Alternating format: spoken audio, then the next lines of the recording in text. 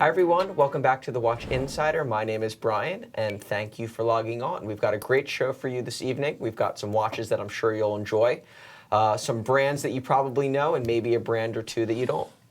Okay, fun stuff tonight on the table. First and foremost, we've got a major complication from a weird independent. This is the MCT Sequential 2 S200 American Eagle Limited Edition. How about white gold? How about blackened? That's like cranking the fireplace in Texas while the air conditioning's running full blast in August. Yes, it is a white gold watch that has then been blackened. 44.6 millimeters in diameter. You can see this is the MCT S2 caliber micro rotor automatic 40-hour power reserve. This one doesn't excel by virtue of power reserve, but rather by virtue of theater. And I have to say 40 hours is pretty impressive considering what happens with this watch as you work your way through the hours. Now, exactly 2 hours before the turn, you begin to get a sense of what's going on here as the American flag suddenly becomes blazing at 12. And of course, this is from MCT, the firm founded by Denis Guiguet, he of the impossibly complex Harry Winston Opus 11 that, if I'm not mistaken, has been rarely delivered and only recently. This works a hell of a lot better, as you can see. Perhaps this is the most blatantly patriotic and jingoistic timepiece you can find, but as a one of one, it only needs to find one willing buyer.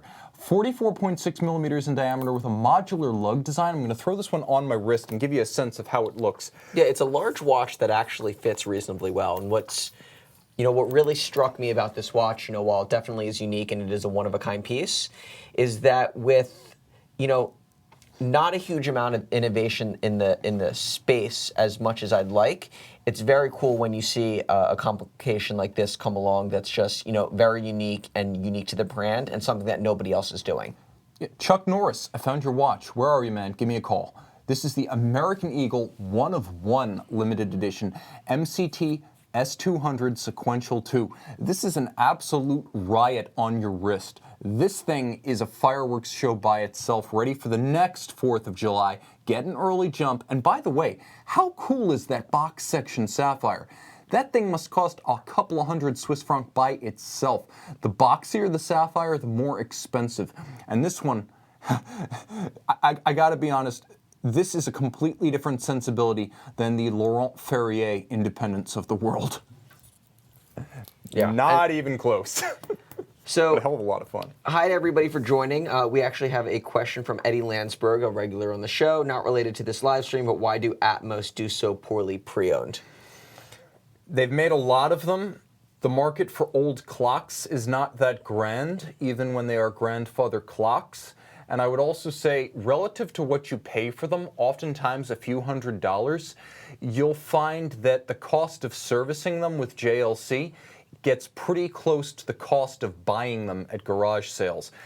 Eddie, were you the one who purchased the Atmos at the York, Pennsylvania collector's meet? Because if that's the case, you got a hell of a deal if the thing runs. If it doesn't, you often have to find a specialized repair station because it is a entirely atmospheric, self-contained gas vessel, and if any of that leaks out, it becomes very expensive to patch it up, refill, and re-regulate. Yeah, I mean, they've been, as Tim said, they've been making the clocks for quite a long period of time, and it definitely is, I don't like using the word a novelty item, but something that somebody that's, very much in the watch space probably knows about, and if you're outside the watch space, maybe something that you've received as a gift.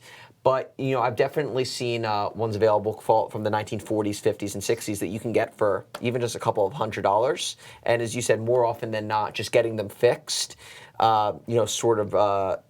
is not inexpensive. So it brings, it overall up in price. But I've seen them on eBay for anywhere from $500 to $600, some of the older ones. Yeah, the earlier ones ran on atomized mercury. Have fun with that. The later ones used ammonia, or an ammonia-based mix. And what you'll find is that, A, when these things start leaking, you really do need factory parts to seal them back up, as well as a fair amount of specialized know-how. I was at the AWCI, where they have watchmakers and clockmakers in one school in one One Institute, very few folks had any knowledge about Atmos. I'll also add that a lot of times with Atmos, because you are supposed to lock the pendulum in place before you move them, and the pendulum is a hair-thin wire, a lot of people break them when they try to move them. So by default, buying a used Atmos often means buying a broken used Atmos.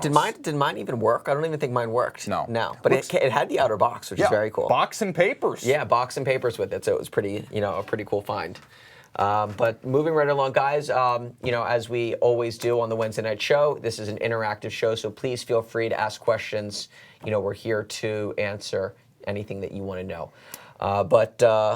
Tim, anything you want to add? Yeah, I would add this, guys. The Atmos is fantastic, and the ones to own are the ones that were created in conjunction with noted designers. Most people know the 3 Mark Newson Atmoses of the modern era since 2008. The one you really want to get is Luigi Cologni. He's a Italian-named German who's famous for designing futuristic trucks, and back in the 70s he did a series of Atmos clocks that you can still pick up for reasonable money considering how important he is and how rare those versions are. They're very cool. I'm looking at them right now.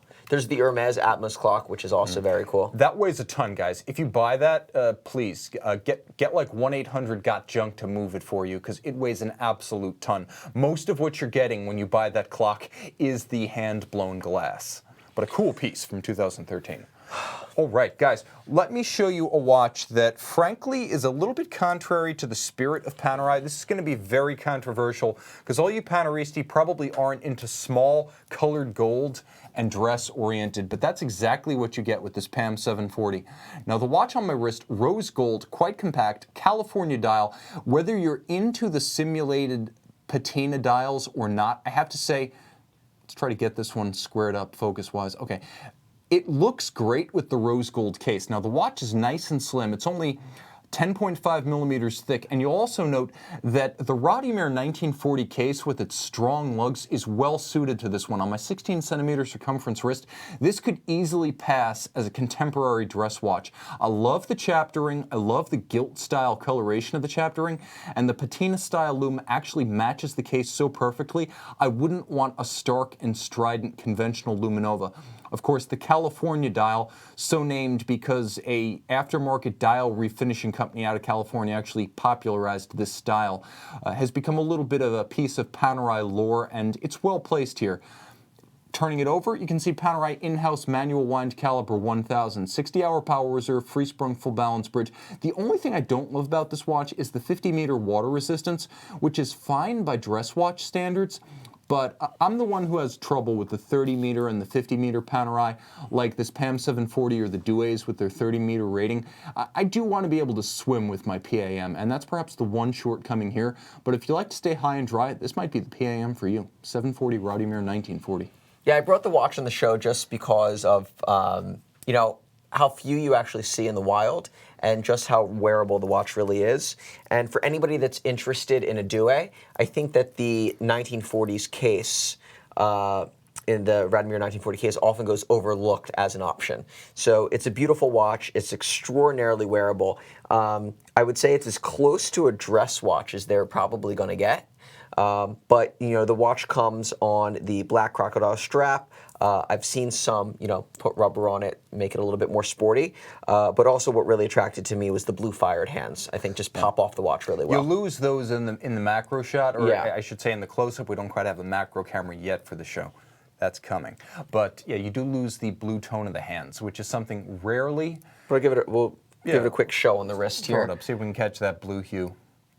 But the blue hands are rarely but exquisitely offered on special Panerai watches, and this is no exception. And it really just fits, incredibly well. And I think that the California dial gives it a unique pop on the wrist. Honestly, that's a great watch to consider if you're considering something like a 42 millimeter Portuguese automatic. If you're looking for that type of watch, you need to consider this too. All right, we have Pepsi in 2 varieties, one of which I have to opine looks a bit more like a Coke. Many of you will have seen my individual watch review of the piece we're about to see, as well as my comparative review with the 2018 Pepsi GMT from Rolex. But Brian, I've given up the game, but let us know what we're looking at here. So we are looking at, as Tim mentioned, 2 GMTs from 2 different families. but actually one owner. So we've got the new Black Bay 2018 GMT Pepsi, along with a original Rolex Pepsi watch. And the reason why I brought these two watches on the show was A, to show off the Tudor, because I'm a big fan of the watch and I think that it's going to do extraordinarily well. But really sort of just to highlight how in a calendar year where Rolex came out with their new Pepsi, you really see a more striking similarity between what Tudor actually created to the original Pepsi watch. And I thought that it would be an interesting comparison to bring here on the show, so that all of you viewers could get a good look at both. What gets lost in the online discussions, and I have to admit I didn't realize this until I saw the Tudor in person, is that the Tudor, if you just glanced at it, could easily be mistaken for a Coke bezel, whereas both the traditional Rolex Pepsi and the 2018 on the Jubilee bracelet are distinctly blue. The Tudor is much more subtle, and the difference in color between the black of the dial and the blue of the bezel is surprisingly minimal. We have to change the date on the Tudor. It's driving me crazy that it's in between the two. Okay. Will in a second, but I gotta say, from the right angle, it becomes a Coke bezel. What I'm really looking forward to, and I'm gonna fix this so I can put Brian's mind at ease. I'm looking forward to a combination of the new CHRO brown Cerachrome bezel and a red, because then we'll have Jack and Coke on one Rolex GMT.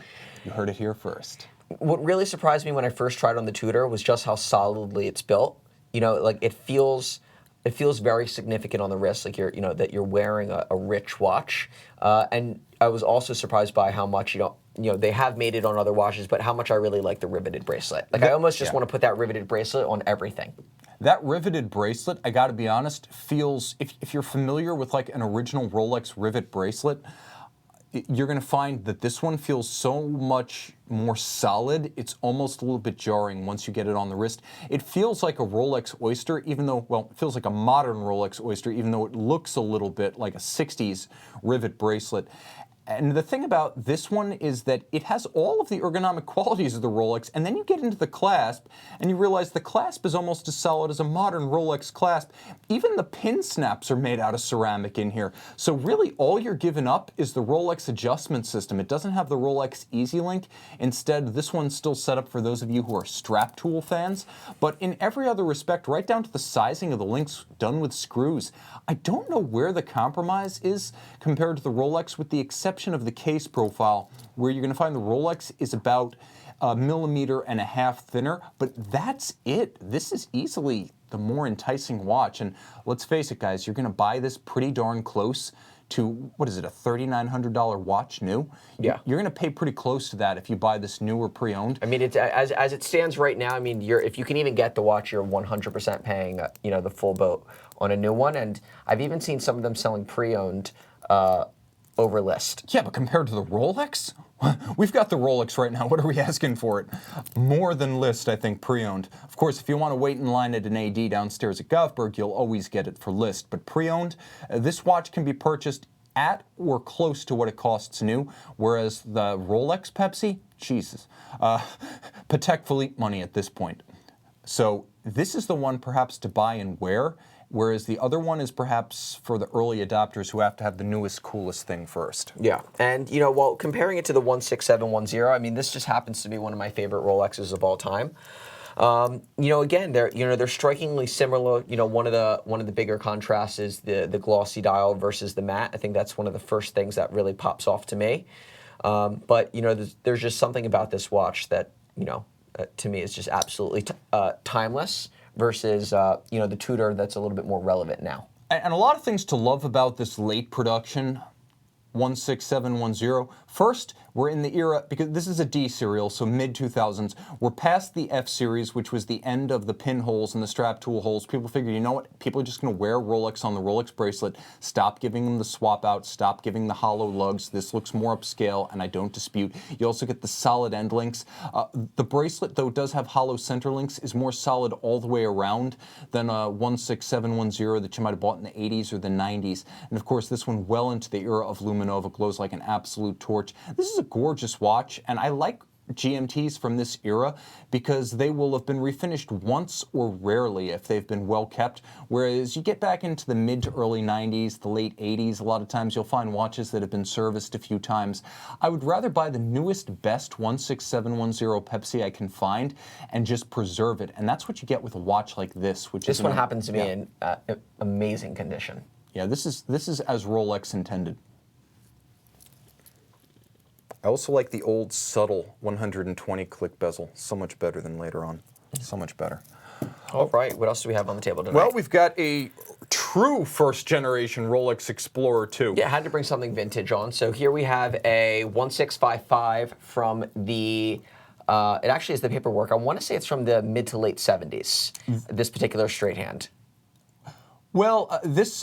I think it's 1974 on the papers. Yeah, this one was probably built in 72 roughly, because by 74, first of all, the serial number is 3.2 million, so it's a little bit earlier. It's about, I think, early 1972, this one. It does have the straight hand, and you could see it has the yellow orange arrow, but it also has hacking seconds, so it's not a 71 because it has the hacking function, but you could see that it does have the straight seconds hand, the orange arrow, the Mark 1 dial, the Mark 1 bezel. I placed this one in early 1972 by serial, by function, and also by dial configuration. So it's quite possible that this watch Actually sat at the retailer for a couple years. Quite unpopular. This generation of the Explorer 2 was much unloved. Like the original manual wind Daytona, these things didn't have a following until long after their production period had lapsed. In fact, you could argue that to this day, the Explorer 2 is still a little bit of a red-headed stepchild in the Rolex catalog. It's never quite had the glamour or the following of the GMT. And you might expect that a watch originally designed for cave explorers would play to a small crowd, and indeed that is the fact. But this dial is antiseptic. What I love about it is that you have the fade of the tritium, but you don't have all that other crap that vintage dealers try to pass off as character. There's no water damage. There's no oxidation. There is no evidence of a sloppy watchmaker marking it up or damaging any parts. There's no differential fade from the hands to the dial. Nothing that you could consider degradation is present on this dial. It just shows its age without aging poorly. It's the best of both worlds. Yeah. And this happens to be one of my favorite vintage references. And, you know, you've seen a crazy increase in the price of them, you know, obviously in conjunction with all the other watches, but particularly straight hand models. So to me, it's got one of the, as you mentioned, you know, one of the best looking feels. And, you know, overall, I just think it's a very wearable vintage watch. You know, it doesn't feel overtly delicate. And the size, truth be told, guys, because I've measured this watch, it's about 38.5. So I would actually say that the best dress watch you can buy in the year 2018 is a well-kept vintage piece. Appropriate everywhere. The one thing you can't do with a vintage watch is just beat on it, and why would you want to? For that, you've got the 42mm Explorer 2. I will also say, speculatively, for those of you who are interested in emerging vintage Rolex, you want to look for, in my opinion, the last of the tritium dials, the last of the oyster quartz day dates, and if you can find a transitional era GMT, so a 5-digit GMT with the 3186 movement in it, folks tend to prize those. These are all the things people aren't really looking for these days, but that's emerging vintage. That's the vanguard, the cusp of the onrushing bubble. All right, so guys, please feel free ask questions. You know, we're here. Carlos T, gentlemen, I've been thinking about a 3-watch collection: 5164A, Journe Chronometer Blue, and 39mm Royal Oak Chrono. What do you think about the collection, and what would you add or change? I mean, all three are currently iconic pieces to the brand. They're some of the 3 toughest watches on the planet to get. I really can't think of anything wrong there. A watch that I may add, it's probably a Steel or Sport Rolex, which is in line with everything that you're listing there on the list. Yes. I mean, the only thing you've left out is a Steel Daytona. I would say realistically, if you're going to get a Royal Oak, get the 15202. if you've got the budget to go with a 5164A, you might have 15202 money, and then you've got the Royal Oak. Then get a Daytona. Get yourself a Zenith era Daytona. Then you've got the Rolex Daytona, which is only and ever a chronograph, rather than a Royal Oak chronograph, which is removed from the core design. I would go with just the essential backbone of the design. If the watch was originally 2 hands and a date like the Royal Oak, go with the original design. The 15202 is the closest to the original 5402 Genta. Go with a Rolex Daytona as your chronograph, and go with the Zenith era steel Daytona, because that train is leaving the station pricing wise. It already left the station. Yeah, it's far away from the station. There is no non-chronograph Daytona, so that's a core iconic Rolex. And then Journe Chronomètre Bleu, you can't really do better. I would say absolutely. Unless you've got the money to buy an early 2000s first generation Tourbillon or Resonance, yeah, Chronomètre Bleu and never look back. Question from Edmund Alblas. What do you think about the IWC Aquatimer 35-year limited edition? Funny that you mentioned Aquatimer, because I actually brought one here on the show. I'm actually a really big fan of the watch, and it's a watch that I don't think gets nearly enough credit in the sports watch space. Here I have the 42mm Jacques Cousteau new style Aquatimer. I think that their watches, for being a 42mm, fit exceedingly well on either a large or small wrist. It's got the quick adjust strap. The straps are super soft and supple, so they're very comfortable, and it really fits like a diving watch. I think that one of the big misnomers with any diving watch is that some of them fit almost like a sport watch, where you couldn't see yourself diving in it. But this is very comfortable, and I really could see myself, not that I dive, but diving in this watch. And I think that they're rugged, they're built like tanks, and it's the kind of no-nonsense watch that that really makes you feel like it's a tool watch, like that you would beat it up, you would wear it in the ocean, you would wear it ruggedly. And I just think that they did a great job, and that it's a watch that more watch consumers should look at. Yeah, it's about a 42.5 in reality, but let me show you how it wears on my wrist, and let me dispel a couple of rumors here. First things first, the rumor that this 3290 reference doesn't wear well on a small wrist. I mean, that's it's 16 so nice. centimeters. Like that's fine. I mean, there's no fit issue here, like no, you said. At all. The strap is fantastic. The quick release lug system is super easy to use, even with my video manicured nails, which are stubby. Do you need a crown guard? No, you don't. And IWC realizes that your chance of shearing off a crown without shearing off a hand is close to 0. So make it easy to grip with wet or gloved hands. No crown guards is fine. Furthermore, a lot of folks think this is a helium escape valve. What this actually is a drainage port for the differential system of the IWC Safe Dive bezel. You can see how it's a ratchet. I never have to let go. I just ratchet back and forth, and the internal rotating bezel moves in one direction, easy to line up with the minute hand. Who needs a chronograph when you've got a dive bezel? It gives you 60 minutes rather than 30 or 45. There's no downstream upscale maintenance premium because it's a chronograph. It's not a chronograph, it's a dive watch, and it's always easier to reference a big radial display than a tiny Daytona-style chronograph subregister. For me, this is downright perfect. I know John Mayer doesn't love contemporary IWC. Who cares? Plenty do. This watch is an absolute winner, and that's coming from a skinny-wristed guy. Yeah, this is a watch that I've actually had on my radar to pick up for years now, just because I think that it's exceedingly wearable. It's it's a watch that I think while vastly different in appearance, to me falls into that same category almost as the second generation Vacheron overseas, in that it doesn't get enough credit, but it's extremely wearable. And in the day and age now of very expensive sports watches that you're almost even scared to wear, these offer really good value. And at the same time, I feel like you're just not scared to mess around in them. And thermonuclear lume. We still don't know how to do lume shots on this show, but if we ever do, this is the ticket. I'll also say this, guys. These watches are super comfortable, and IWC, let me just show you one last thing. They went I the just gotta extra get it on mile. the wrist. I know, they created this wonderful ridged system underneath the strap so that it holds itself up above the wrist, and it actually allows the wrist to vent, like get sweat, moisture, grit, oil out on a hot day. You'll also note that this is the Cousteau limited edition. So you have the captain on the back. It would be a red beanie for those who are keeping score. And 300-meter water resistance. This is an impressive watch.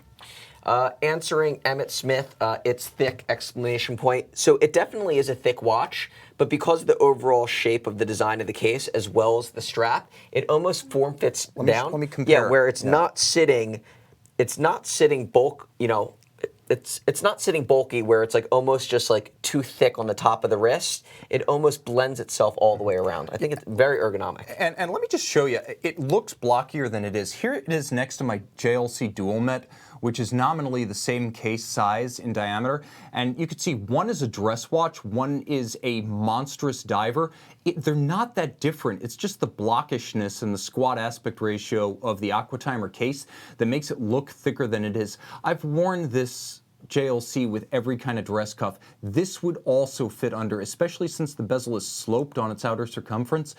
It's thinner than it looks, and that's because the base caliber is very, very thin in that Aquatimer. We have Fernando Sanchez. Brian, have you ever dressed up as Brian Griffin for Halloween? The answer is no, but if you want to send me the costume, I will wear it on the show. We had a question, what is the best perpetual calendar for under $20,000? This is coming from Carlos Ramirez. I would say the best perpetual calendars you can buy for under $20,000, you got a couple of options. IWC has made tons of them, including in the GST collection.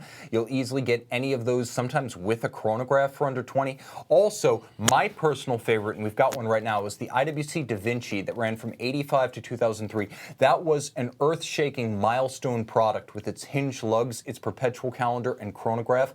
With a Venturine moon phase, you easily get that not just for under 20 grand, but for under 15 grand, maybe even under 12 in stainless steel with the black dial. Perpetual calendar, automatic, Venturine moon phase chronograph from IWC in steel. That would be my pick. One other I would say is that you really can't overlook is the Master Control Ultra Thin with the black dial from JLC. In-house caliber movement, beautifully designed. I love the black, particularly like the black dial, just because I think it can be worn, casually or for extreme dress, and it has a retail price of $19,000. So I think it really just shows you. Less. Yeah. So I mean, but it really just shows you that what some of the luxury, what some of the these top tier brands can produce at a reasonable price if they want to. I would also say you want to consider that JLC's most attractive sub $20,000 perpetual calendar might be the Master 8 Days Perpetual, because you can get that one in steel with an 8-day power reserve and a perpetual calendar, and you won't buy it new for that, but you will buy it pre-owned for under 20 grand, and that's a hell of a watch. Yeah. What else? Any other questions? Oh yeah, we've always got questions. Emmett Smith's wondering about the Black Bay 36. What do we think of it? I actually think it's a great watch.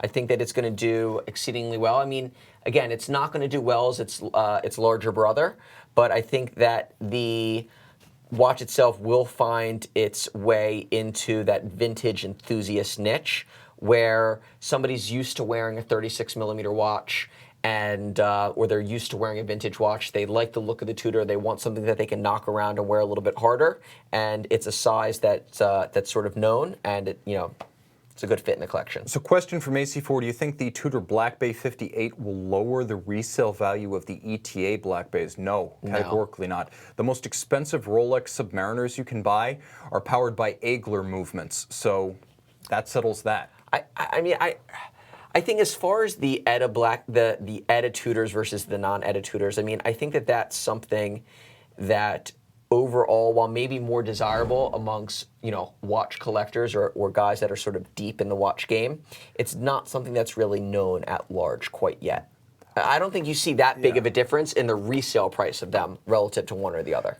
It's not an issue now. When rarity becomes a factor and attrition, rarity is a factor born of production and attrition. Correct. And over time, you're going to see a lot of people who have the ETA-powered ones kind of neglecting them because they think, oh, I've got the older version.